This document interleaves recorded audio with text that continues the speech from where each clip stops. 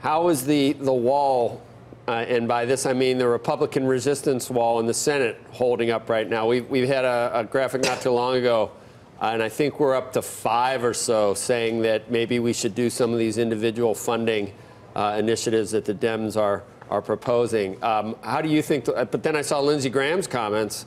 The real Spartacus, in my view, but suddenly there are some cracks appearing. Would you say, or not?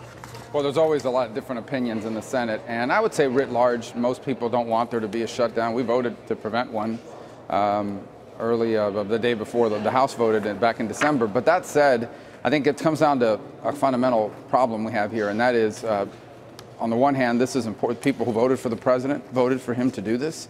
And if you ask the Democrats, they would say, well, the people that elected them to stop him from doing this. So what you're seeing play out at the national level is sort of what some of the division that's happening in our broader debate. I think if we focus on the issue, number one, shutdowns aren't good for anyone. No, I've never seen anyone win a shutdown, and real people are hurt. If somebody, people don't get a paycheck on Friday, they miss a mortgage payment, it ruins their credit.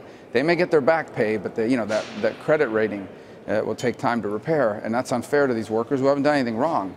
The flip side of it is, I don't understand this irrational resistance to border security. And if I would change one thing about what the president did last night, is I would have laid out to the American people that the $5 billion that he wants are not for a wall alone.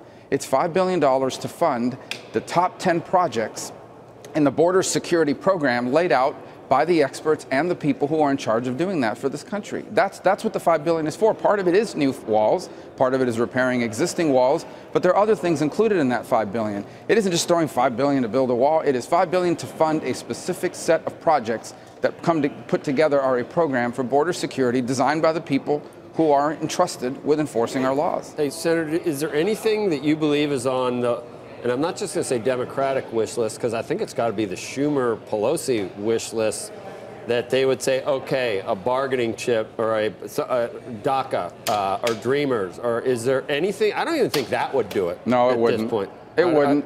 It wouldn't, because they're going to insist that the government gets reopened before they do anything, because they think it's a winning political hand. Yeah, this is all politics at this point. For them, if they can get the president to back down and cave, they believe it'll be a devastating blow to him among his base and improve their chances of winning in 2020. Maybe if he said, I'll resign if you give me the $5 billion. Well, that might be tempting, but that's not going to happen for them, But look, if you look back a couple of years ago when we had the DACA debate, the president offered not just to give DACA recipients a path to citizenship, but he would have opened it up to people who didn't apply for DACA but would have been eligible. All he needed was funding for the wall, and they didn't agree to that either.